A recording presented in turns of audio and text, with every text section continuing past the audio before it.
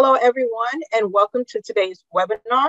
My name is Esther Arkanj, and I am the academic trainer with the Center for Teaching and Learning. Today's session is titled School Safety is Everybody's Responsibility, Empowering Teachers, Administrators, Parents, Students, and members of the community to keep students safe with our very own faculty member, Dr. Vicki Abernathy. Thank you for being here with us today. Just a reminder, I am recording the webinar and the video will be posted on the CTL LibGuides page and the YouTube page within 24 hours. If you have questions throughout today's session, you can use the Q&A feature located at the bottom of the Zoom window. Towards the end, we'll answer questions for the Q&A. With that, I will turn it over to Dr. Vicki Abernathy. Okay, well, thank you everybody for joining us. I appreciate your attention as this is a very important subject, as we all know. So, just a quick introduction to me. I'm a K-12 school safety program coordinator for my county in Illinois. I'm assistant professor and subject matter expert for North Central University on the safety, security, and emergency management programs for schools. I'm also IAEM Children and Disaster Caucus Vice Chair, and I know schools well because I was a special education teacher and administrator for a very long time. My PhD was in leadership policy and change, and I focused on options-based response to active shooters in public schools. I've been a conference speaker on options-based response, resilient school communities, teacher training and school safety, family reunification, and schools and emergency management agency collaboration. So today's agenda, we're going to discuss why it's important to talk about school safety today. We're going to discuss why we need to use an all hazards and all people approach, what administrators, teachers, school staff, parents, students, first responders, community members, and higher education can do to promote safe schools. And just a quick quote from Stephen King, "There's no harm in hoping for the best as long as you're prepared for the worst." So what is school safety? Well, we're defining it as keeping students safe from violence, bullying, harassment, and the influence of substance abuse and all other emergencies that may come to a school. Our intent in developing school safety strategies is to empower our staff, students, and our community members so that we have resilient outcomes no matter what the emergency is. School safety is linked through research to improve student and school outcomes. Emotional and physical safety in schools have been related to academic performance, and students who are victims of physical and emotional harassment end up in real bad positions. So we don't want to instill fear, distrust, or paranoia when we're talking about safety. We want to get to meaningful change. So why is it important to talk about it today? Well, natural disasters are the most common school crisis in the US. I know school shootings have been in the media quite a bit, but natural disasters are also what we need to worry about. Climate change has brought on an increase in floods, tornadoes, wildfires, and hurricanes. And with those, I've just encompassed the entire United States.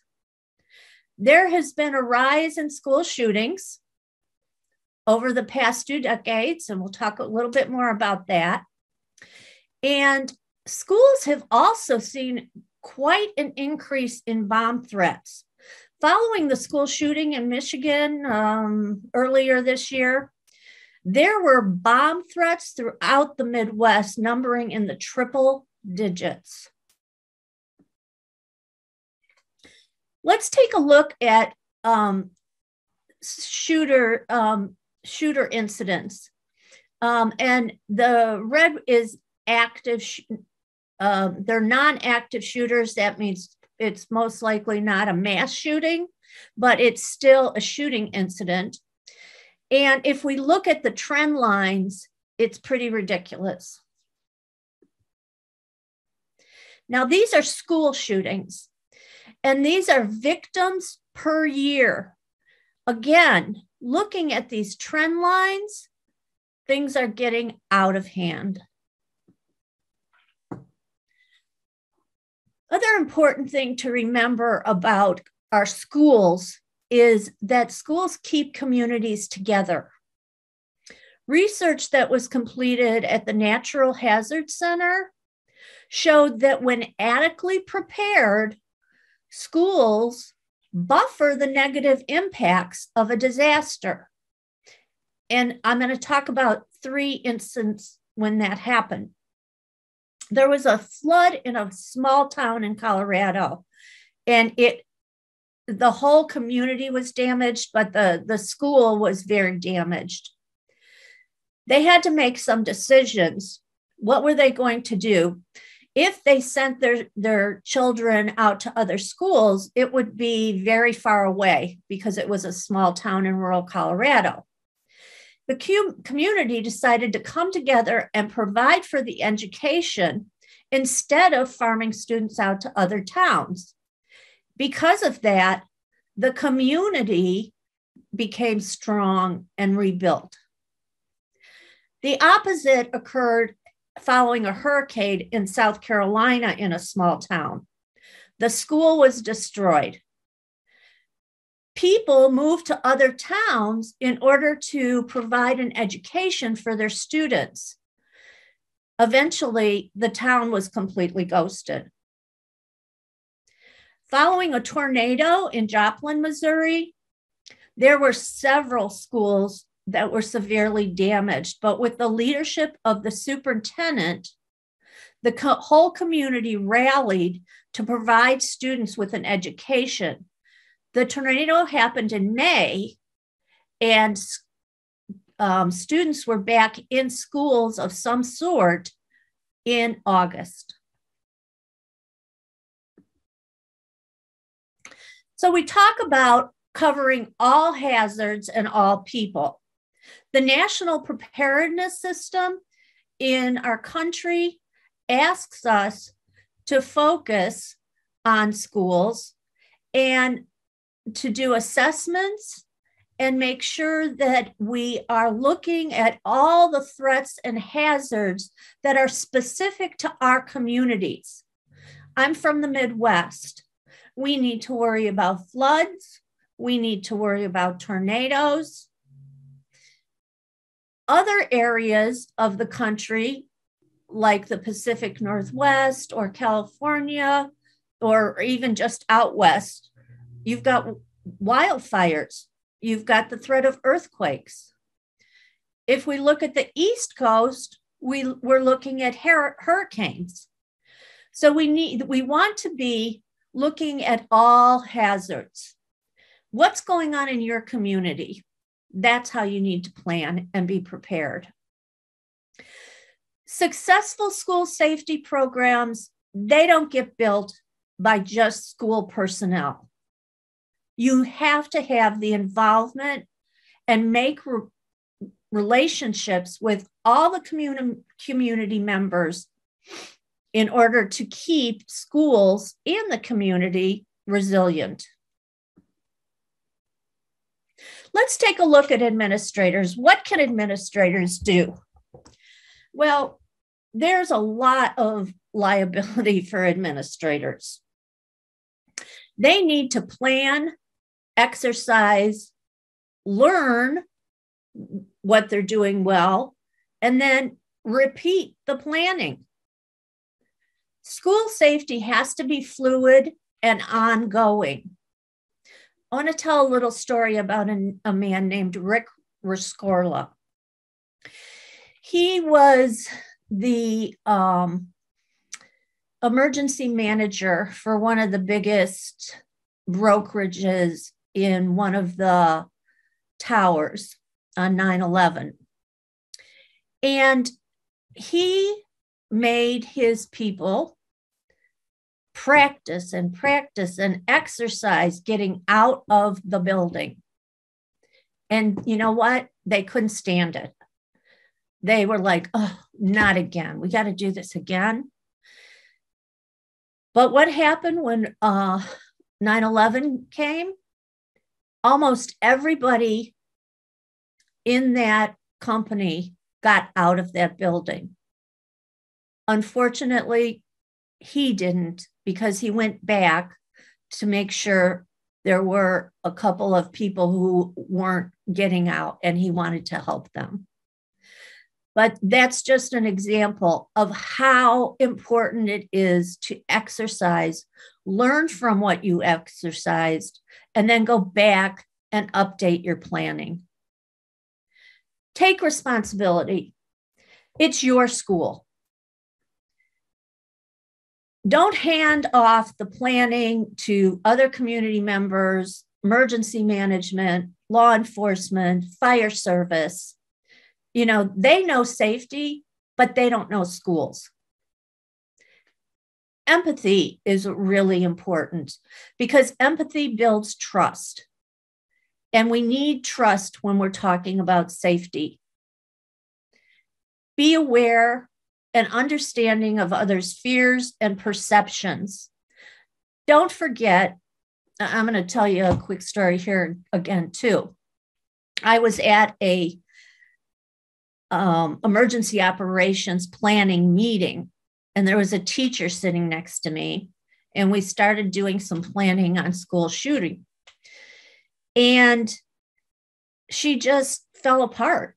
She just started sobbing. And everybody just looked at her. Luckily, she was sitting next to me because I could understand that her perception of what we were talking about was much different than ours. She was scared. She was scared for her own children. She was scared for her students. She was petrified. And so we really needed to deal with that in order to go on and plan. Communications, setting up avenues of communications in regard to school safety.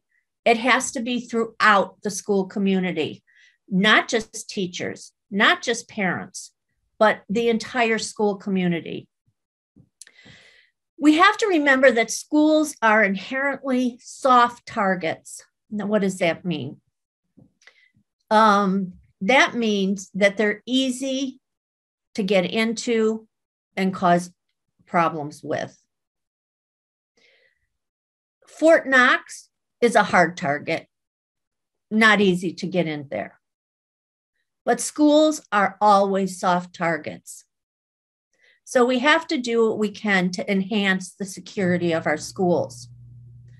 We have to not just make rules, but we have to enforce specific rules, such as keeping the school doors closed and keeping the classroom doors locked.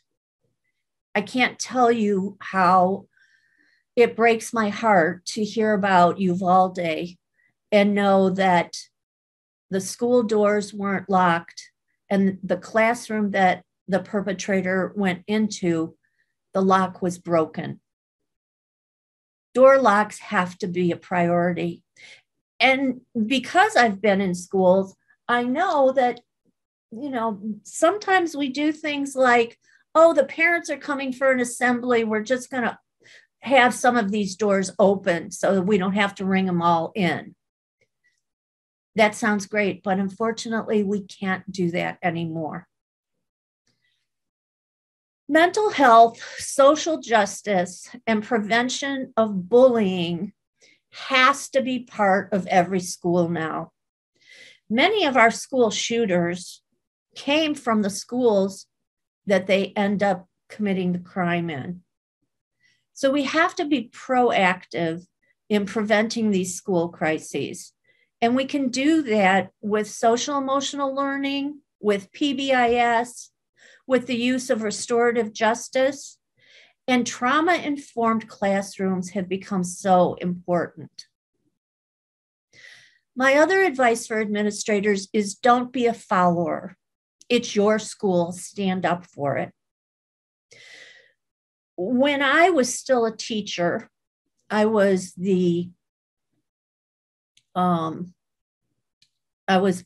sorry, no, not when I was a teacher. When I was an administrator, I was on the leadership committee, and we were talking about school safety, and the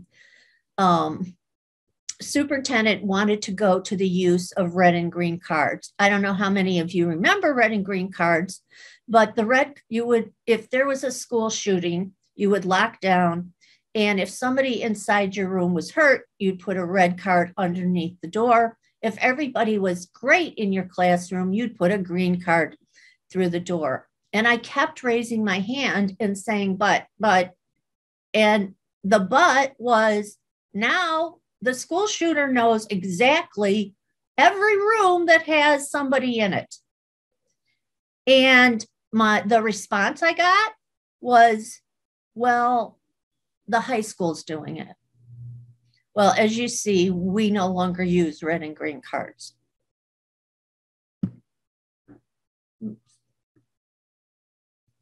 So let's move on to teachers. You know, teachers are the true first responders in any school crisis. They've got the kids in their classroom. They need to be aware of the physical safety attributes of each of their classrooms, which could be different. We want to empower our teachers. In some of my research, I found that teachers who feel empowered to keep their students and themselves safe can spend much more time on successful teaching. Training, we have to train our teachers. We can't just make plans and have a 30-minute session where we tell them about the emergency operations plan. Training has to be substantial. And we need to make sure that we exercise that with teachers. Now, let me tell you something. Being successful with school safety, as in any type of public safety, you could ask law enforcement about this, means that you need to have good situational awareness. Well, back in 1983, a Dr. Schoen coined a phrase called reflection in action. And anybody who's ever been a teacher or knows a teacher can understand this. When a teacher is teaching or instructing their class in a lesson, what do? They're scanning, they're looking at their students, they're trying to get input from them. While they are doing that instruction, they are making choices about what to do. They're saying, oh, Johnny's not getting this. I may have to pull him aside. Or nobody's getting this. I need to back up and go try a different method. That reflection is in action, that skill that teachers already have, is also situational awareness.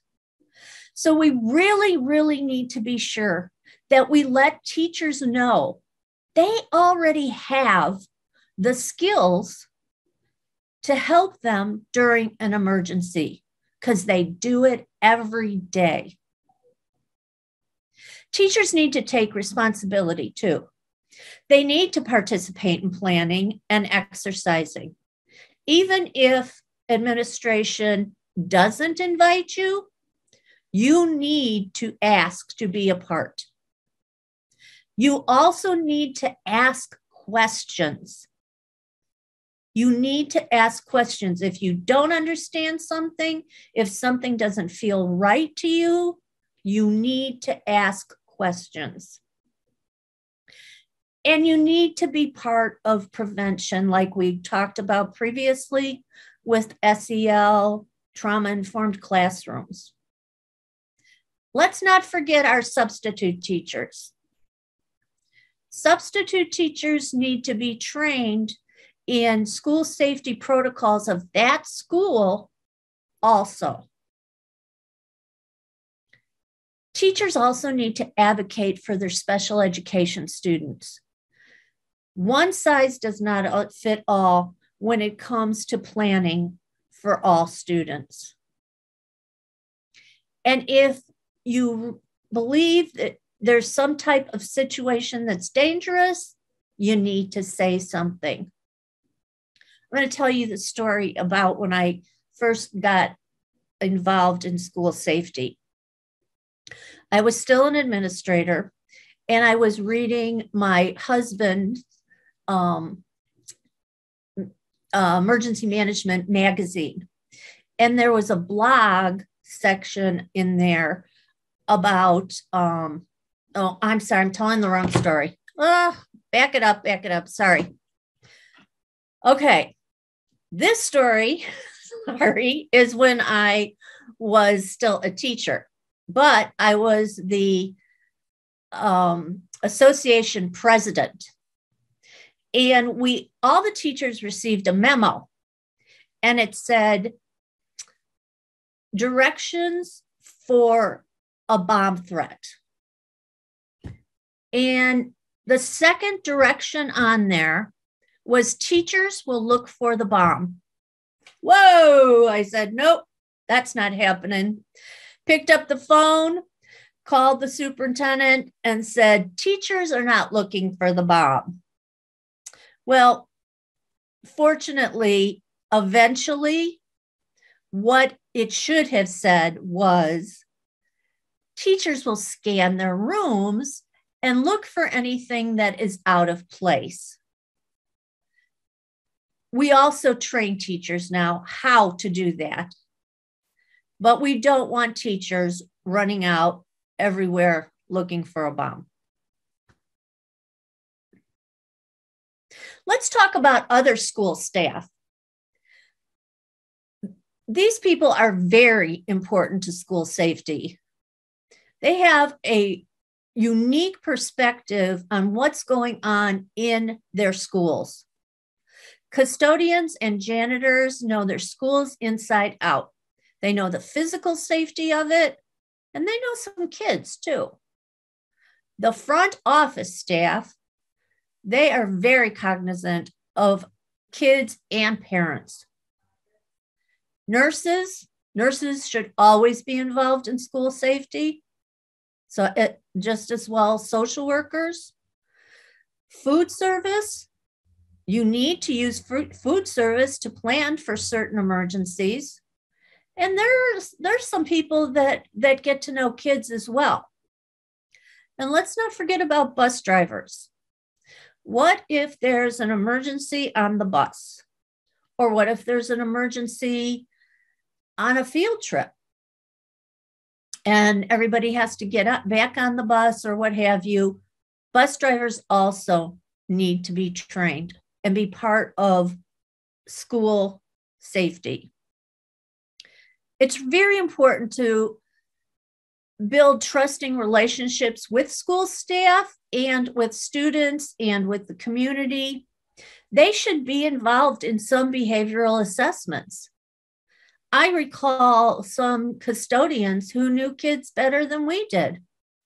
And if there's a behavioral assessment, pull them into it too.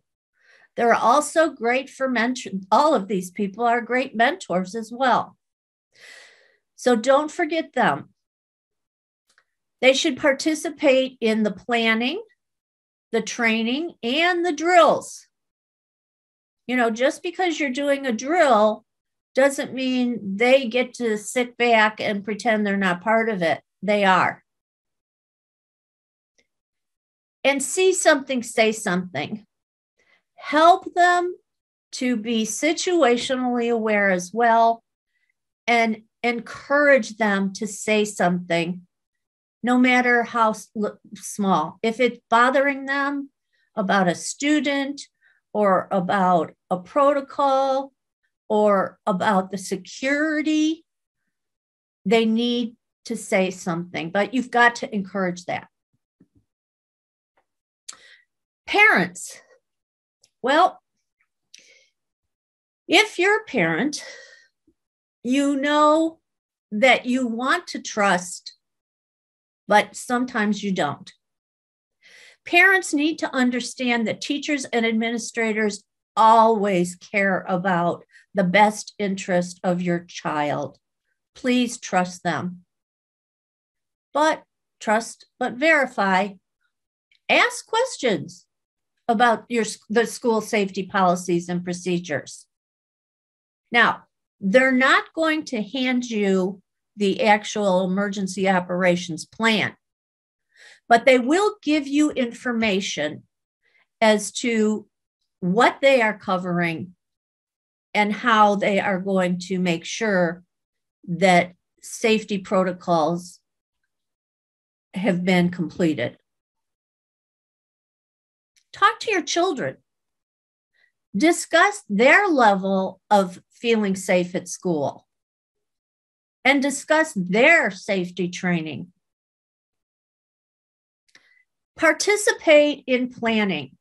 If they ask for parents to be part of a school safety planning team, please volunteer. Participate in exercises. Several schools across the country are starting to do family reunification drills. These are excellent and they're very important. So please, as a parent, please participate in that if that's in your community. And if it's not, suggest it. Because no matter what the crisis is, it's very likely that you could end up picking up your child at some other point. And it's so important to exercise that with the community and with parents so that when something like that does happen, you know exactly what to do. Monitor your child's social media, please. So many times incidents could have been avoided if somebody had known what was written on a child's social media. Not only that your child is writing something, but that your child has seen something that somebody else has written. Eliminate access to weapons. I'm hoping anybody who has a weapon keeps it locked up. Inspect your child's room. I know I'm a parent. I don't want to go in there and abuse that, but a quick inspection every now and then, that could save something. And again, if you see something, say something. There's so many avenues for reaching out. You can reach out to the school. You can reach out to the police. You could reach out to other parents. Some states now, I know Illinois, Colorado, there's a few more, have a system called Safe to Tell. And it's statewide. You can call this and say, I'm really worried about my daughter's friend. She made some references to suicide, and they will handle it. They will do what they need to do to make sure that that child is safe. But it's not just for that. It's for anything that you hear that you need to talk about. Bullying, school shooting, whatever. students. What can students do? Well, we want resilient students, don't we? Let's look at this sculpture in the left-hand corner here. When I first saw this sculpture, and I'm probably dating myself, but when I first saw this sculpture, I immediately thought about my mother telling me during World War II, they had to get under their desks and practice with the air raid sirens. Well, unfortunately, this sculpture was just completed a little while ago, and it's a sculpture that depicts our students. That's really hurtful for me. So the goal for our students is that they become resilient human beings, not just in school. We don't want them just to be safe in school. We want them to learn to be safe no matter where they are. So we need to teach school safety protocols with age development in mind. It's going to be different for a kindergartner than it is for a high school student. Some of my research, one of the schools I was at was doing something that I thought was brilliant. It had started at the high school, and then they started also doing it at the junior high. It took 10 minutes a month. So many times I hear, we don't have time to do all that drilling and training, but this took 10 minutes a month. And what would occur is the principal would say over the loudspeaker, we have a rabid dog in hallway F. And then the teacher and the students would discuss what are we going to do about that? We have a school shooter in hallway A the next month, not the same time. And then they would talk about what do we need to do? Well, we need to barricade the door. We need to climb out the window. They would have a discussion about this. And it only took 10 minutes a month. We need to train our students with empathy. We have to be trauma informed. Having an active shooter drill, which is required in most states now, at least once a year, and some more than that, that can be very traumatic for kids. And we have to keep that in mind. There's several instances where teaching our students how to be safe has really been beneficial.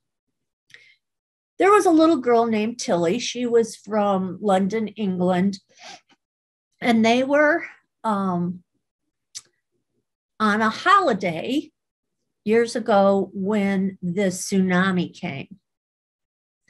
But Tilly had just learned in science class how a tsunami operates.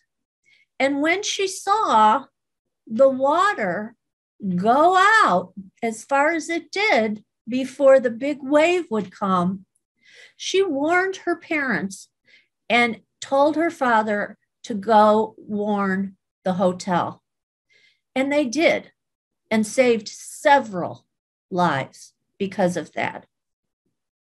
At Sandy Hook School, there were 5 or 6 students who actually left those classrooms and they ran down to the fire station because of the training they had had. I live not too far from Highland Park, where the July 4th shooting occurred. And something incredible that I've been hearing about from that shooting is that several of the students knew what to do because of the training they had received in school. A mother was shocked to see her school-age son grab the hand of her non-school-age son and say, "Run, Billy, run, we have to run." He knew exactly what to do. Sometimes these parents don't know what to do, but the students are ready and they do what they need to do to be safe. Another child from Highland Park told her parents to run. "We have to run home." They ran home. They got into the house. They locked the door. She pulled all the drapes and she told everybody to hide. Sounds like lockdown to me. Again, teach our students to, if they see something, say something. Something like safe to tell has been very valuable. What can first responders do? Well, with first responders, we really need first responders to collaborate. School personnel know schools and students. First responders know public safety. We've got to collaborate. So let me go back to the story that I told you a little while before. I was reading my husband's emergency management magazine. There was a blog, and an emergency manager had been to a school and found that the door, not that the door was open, but that somebody was letting him in through the door, and it turned out to be a parent who obviously didn't know who he was. So he wrote this blog, and then several people wrote responses to it. And these were emergency managers. And what they decided to do was that every single door in the school should have an alarm. And that way, whenever the alarm rang, then we would know the door was open. Well, that sounds great from a safety perspective, but it doesn't sound very good from a school perspective. Think about the students that are going to be disrupted every time one of the classes goes out to play. Think about the cost of that.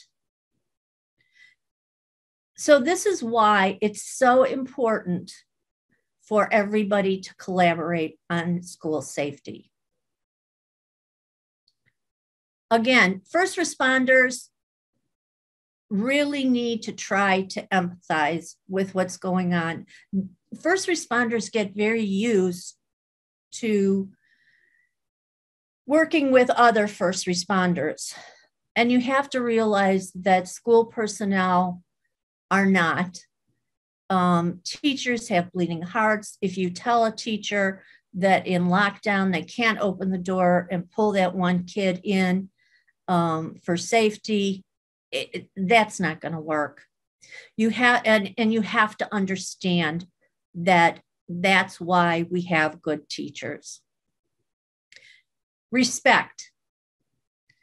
Students, teachers have to be treated with respect, no matter the situation. Do not get involved in student discipline unless the student has broken the law. How many videos have we seen where an SRO has taken down a student because they wouldn't put their phone away or because they talked back to a teacher? This is the responsibility of the teachers and administrators, not the first responder. And teachers and administrators should not be asking the first responder to get involved in something like that. Unless it's a crime, no. All school resource officers should be trained and certified by the National Association of School Resource Officers, NASRO. They have fabulous training, and it's very important that school resource officers aren't just an officer that has volunteered or that has been picked off the force to take this position. They must be trained. There's lots of ways that trust can be built with the school community. There's DARE. That's a great time to have law enforcement officers in the school. There's some schools that have done something like lunch with a cop. I don't know, it depends on how great your cafeteria is, I guess, but having lunch at the school cafeteria, and it's for free, it's on the house, gives them opportunity to sit with students. I heard in California one time in a very small rural town, I heard a superintendent tell me that what they did, they wanted the sheriffs at their school as much as possible. So they made a little room where sheriffs could go and fill out their reports, maybe take a breather. But that sheriff often went to that school. And this was in a rural area where sheriffs may not get there very often, but they knew there was a place for them. And so they came there. So those relationships are so important. Okay, what can community members do? Say they don't have kids, say they own a business, or they're just part of the community. They still need to be informed as to what the safety protocols are of schools. They need to offer to be a part of the community safety planning team. You know, if an incident occurs, whether it's a natural hazard or a school shooting, they're community members that you have to rely on. And all of that needs to be done ahead of time. Asking community members to lend a hand in any kind of response, especially in recovering from a crisis. You plan for your recovery and you include them in the recovery, and you need to do it before the crisis happens. Voting. Please vote for legislators, local, state, federal, that prioritize school and community safety. Also, even if you don't have a child in school, vote for a school board member. Do your research. Find out who's going to keep the school and the community safe. And again, see something, say something. I can't say it enough. Community members, you're out and about, you see kids talking, you see something going on that's not good, tell somebody, please. Tell somebody. Higher education. What can higher education do? Well, they're very important in preparing new teachers. Teacher certification should include basic knowledge of school safety protocols. I know here in Illinois, I'm not sure about all the other states, but in order to get a teaching certificate, you have to have taken a certain number of hours of school safety. Teach our students who are preparing to be new teachers the importance of safety protocols. Also, they need to know classroom management in order to keep students safe. SEL, trauma-informed, and restorative justice, those are all things that our new teachers need to understand in order to build a safe school community. We really need to empower our new teachers. We need to explain to them that they have situational awareness and reflection and action already. And we need to equip new administrators.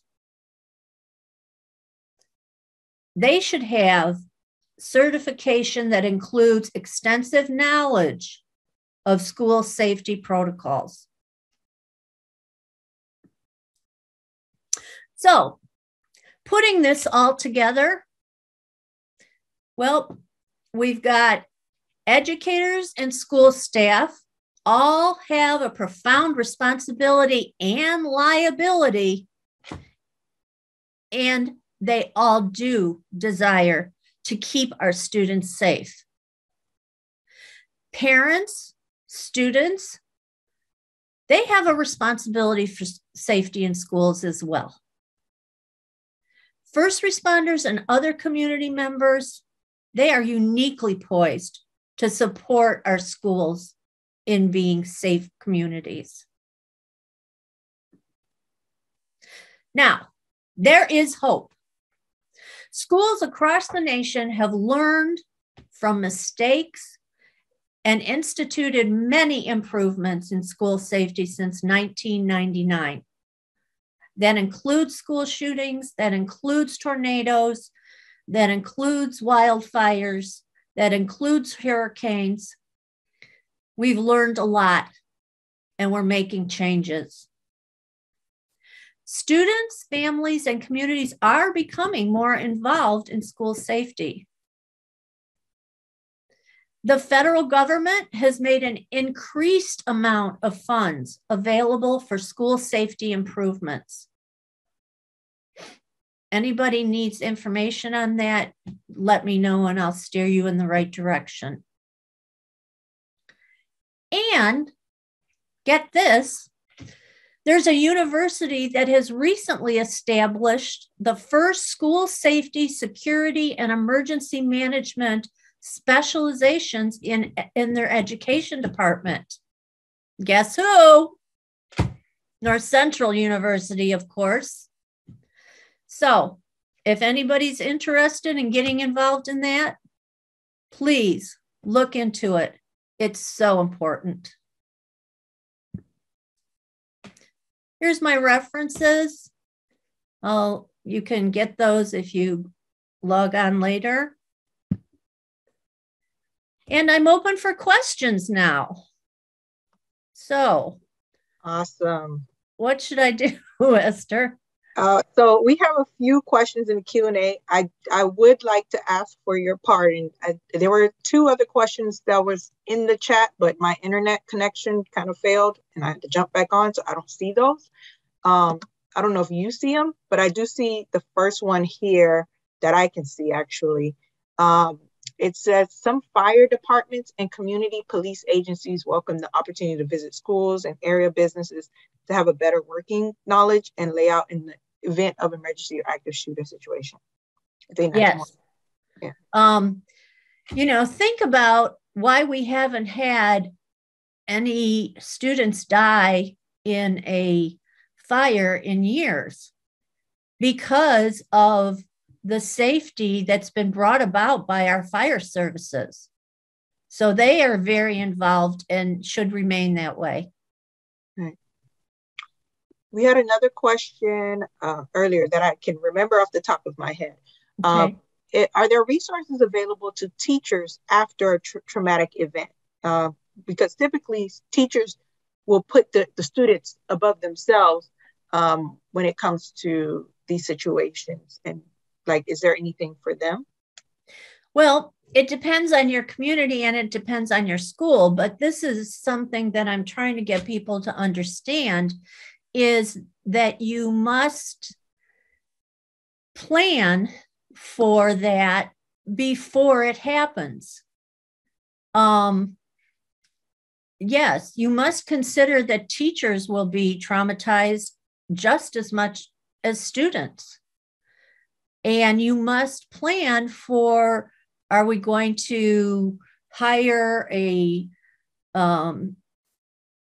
psychology group to come in? Are we near a university where we can get some help?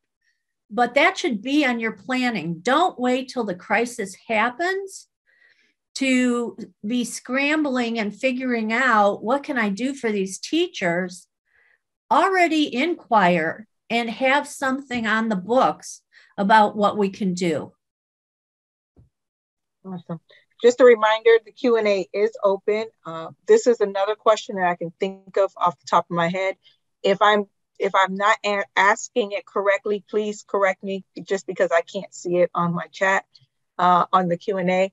The question was related to what do you think about schools having metal detectors and security systems up front to combat these kind of situations? You know, every community needs to make a decision on that themselves. There have been instances where something's gotten in anyway. Mm-hmm. It's not a real pleasing attribute of a school, but if it's going to keep kids safe, if it's something that you must do, then you must do it. I guess what I want to suggest, though, is that in making the decision to do that, you include a large planning group before you take that on. You know, is this the only thing we can do? Or if we have to do it, is there a way we can make this fun for the kids, or, you know, help kids out with this? But don't forget too, kids are really resilient. And just like the children at the Highland Park shooting, they've come to understand that this is part of life now. It's not fair. I don't like it, but it's part of life. And if that's what we need to do to keep them safe, they'll probably get used to it. I guess the other thing I want to say is I would hope that we could, if we have to do that, we're also having to do other things like instituting restorative justice and instituting social emotional learning and understanding trauma informed. It's one thing to make sure that a gun doesn't get in, but you still have students getting into the school. That one technology is not going to keep, it's not a be all end all. Right. I want to piggyback off of that question because I know you mentioned soft targets and hard targets. Like in the future, like where do you see school safety going? Do you think it would start to mimic those hard targets in terms of how they secure those facilities? I would hope not. Okay. You know, Sandy Hook is a great example. When they built their new school, they did amazing things to secure that facility and still make it look so welcoming and so beautiful. You can Google it and get information about it, but they're a great example of how we can harden our schools without making them look like Fort Knox. Great question. Okay. Let's see. And by the way, I do want to comment too about some of the comments that were happening throughout your presentation. The piece about substitute teachers, like, went right over our heads, like that. Bus drivers, you know, people aren't thinking about those things, and I'm glad you brought that up in terms of educating them and training. And then we have a few few more in the chat. And then after we get through these, we'll probably start to wrap up, folks. But thank you for you all who have commented so far. Let's see. I'm currently an NCU MSW intern student with a master's in human homeland security and emergency management. I think this is a necessary field for our children in this era and is why I'm pursuing MSW. I also teach during 911. Community involvement, awareness, and empathy is important. Thank you for the webinar. So we're getting a lot of thanks in terms of your presentation. This seems to be a question. Another question, what do you think of schools that dismiss things like bringing BB guns to school and using them, knives and pulling them out on other students? Severe physical violence, but getting away with it. Even the district backed the principal's decision on each of not even suspending these students. So it sounds like a lack of. Well, I think we have to, for a long time, we had zero tolerance where kindergartners were getting kicked out of school for making a gun with their hand.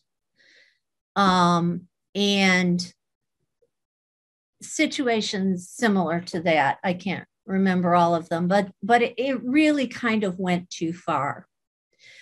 On the other hand, if we find some student who has something like that, that is why behavioral threat assessment is so very important. Now, states across the US have instituted that each school must have a behavioral threat assessment team. So if something like that happens, well, if it's a criminal thing, you might want to get the police involved there, but it shouldn't stop there. You have to still go on with discussing with the behavioral threat assessment team, what's going on with this kid? And was it a third grader who took his dad's knife out of his dresser because he thought it was cool? Or is it a high schooler who wanted to hurt somebody? All of those decisions need to be made. There can't be a one size fits all. And you have to go to the extreme to find out what's going on with these students. Because that same student, if we just call the police in and they get suspended and they go to juvenile or whatever, they're eventually going to come back. They're eventually going to be out in the community. It's our responsibility to not just stop there. We have to look further into what's causing these kinds of decisions for our kids. All right, Dr. Abinante, thank you so much for the information. We do have your information on the screen, so if you all have any questions that weren't able to be answered, we definitely reach out to our presenter when you get a chance. Please. Thank you for taking the time today to go over this important information. This is a very awesome, it's a pertinent time to start talking about these things here. Any last words? Sure. So John F. Kennedy once said, there's risks and costs to action, but they are far less than the long-range risks of comfortable inaction. Everybody has to be involved. And let's not forget this. Having options isn't optional. We've got to have school safety options. That's it.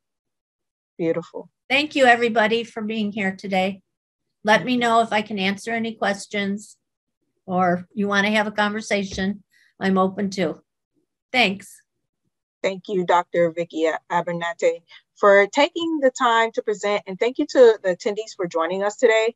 As a reminder, the recording will be posted on the CTL LibGuides page as well as our YouTube page within 24 hours. Have a good one, everyone.